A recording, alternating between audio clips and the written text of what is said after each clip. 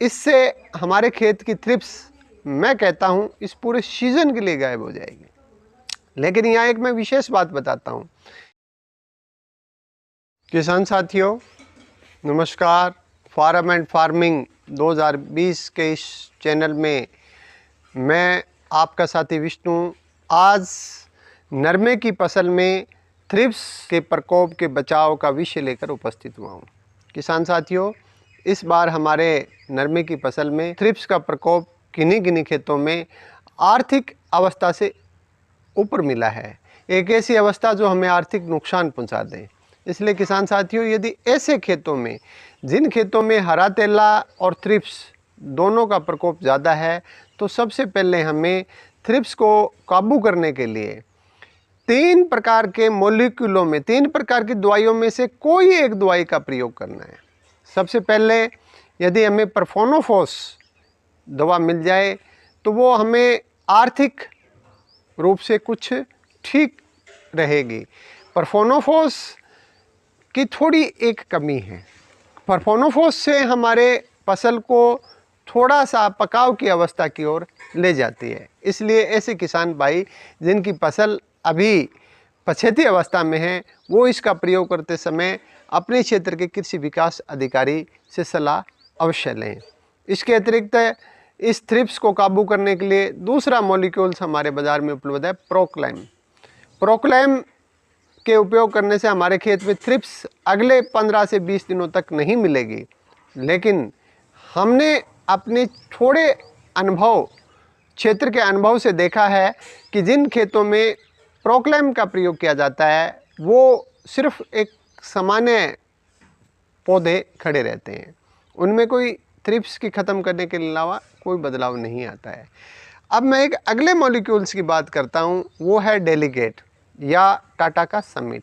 किसान साथियों, यदि जिन खेतों में थ्रिप्स का प्रकोप ज़्यादा है तो वो डेलीगेट या समिट दोनों में से कोई एक अनुशासित मात्रा में, अनुशासित मात्रा का मतलब है कि कंपनी 180 ml 150 लीटर पानी में प्रति एकड़ की दर से उसकी रिकमेंडेशन करती है का छिड़काव करें। इससे हमारे खेत की थ्रिप्स मैं कहता हूँ इस पूरे सीजन के लिए गायब हो जाएगी। लेकिन यहाँ एक मैं विशेष बात बताता हूँ। इस थ्रिप्स को काबू करने के लिए मैं पिछले कई वर्षों से अपने खेत में डेलीगेट या समिट दोनों में से कोई मुझे मौके पर मिल जाती है अपने खेत में प्रयोग कर रहा हूँ। और मैंने देखा है कि इसका 100 ml प्रति एकड़ की दर से मैंने जब छिड़काव किया है तो मुझे उस पूरे सीज़न में अपने खेत में थ्रिप्स कहीं दिखाई नहीं दी है।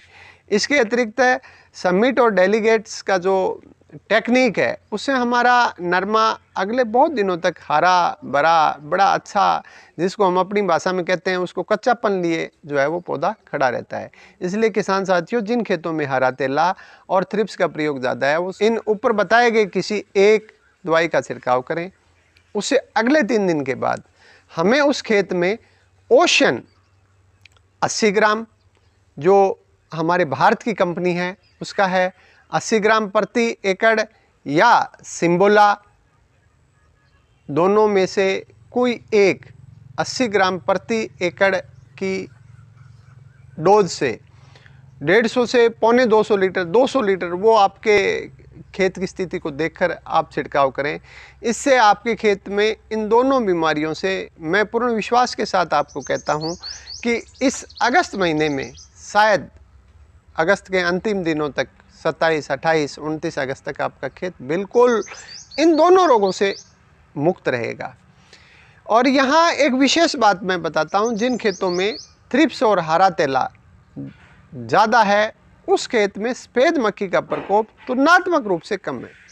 दवाइयों का प्रयोग करते समय जो सावधानियां आपको कृषि विकास अधिकारी या हमें दवा निर्माता कंपनी जो बता रही है उन सभी का अनुशासन अवश्य करें। इसके अतिरिक्त किसान साथियों, दवाई, 2 दवाइयाँ दोनों मिलाकर नहीं करनी है। मैं बड़े बड़े ग्रुपों का सदस्य हूँ जो कृषि पर चर्चाएं करते हैं। मैं देखता हूँ किसान साथी अपना अनुभव साझा कर रहा है। किसान कहता है कि मैंने डेलीगेट्स प्लस ओशन की है, मैंने सिम्बोला प्लस समिट की है। हाँ, आपने की है, रिजल्ट आया है, इसमें कोई शक नहीं है। लेकिन इससे ये दोनों इंसेक्ट एक दिन इतने अपनी रेजिस्टेंस पावर लेकर खड़े हो जाएंगे कि जो पिछले वर्ष हमारे लिए जो सफ़ेद मक्खी हमारी समस्या का कारण बनी है, कहीं ये अगले कुछ वर्षों में ऐसी समस्या का कारण ना बन जाए। किसान भाइयों, मैंने देखा है कि हरा तेला जो खेत में बहुत सामान्य सफ़रे करने से मर जाता था, इस बार इस हरे तेले ने हमारे खेतों को काफ़ी नुकसान पहुंचाने की कोशिश की है। लेकिन ये गनीमत है कि इस प्रकार बहुविधिकरण फसलें होने की वजह से, यानी नरमे की फसल थोड़ी है, उसके जस्ट बाद कोई बाजरा लगा रखा है किसान ने, उसके जस्ट बाद कोई ग्वार लगा रखा है, किसी ने ज्वार लगा रखी है, किसी ने तिल बो रखा है, किसी ने मूंग बो रखा है, इसकी वजह से ये काबू है।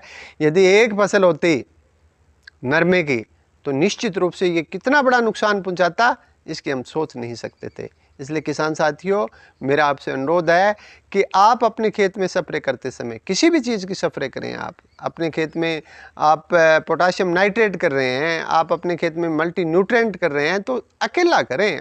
सिर्फ जिस उद्देश्य को पूर्ण करने के लिए आपने उस मॉलिक्यूल्स को, उस दवाई को खरीदा है, सिर्फ वही डालें। किसान साथियों, मैं आपसे एक अनुरोध कर रहा हूँ कि यदि मेरा ये वीडियो आपको पसंद आए तो मेरे इस चैनल को सब्सक्राइब अवश्य करें और बेल आइकॉन की बटन दबाएं।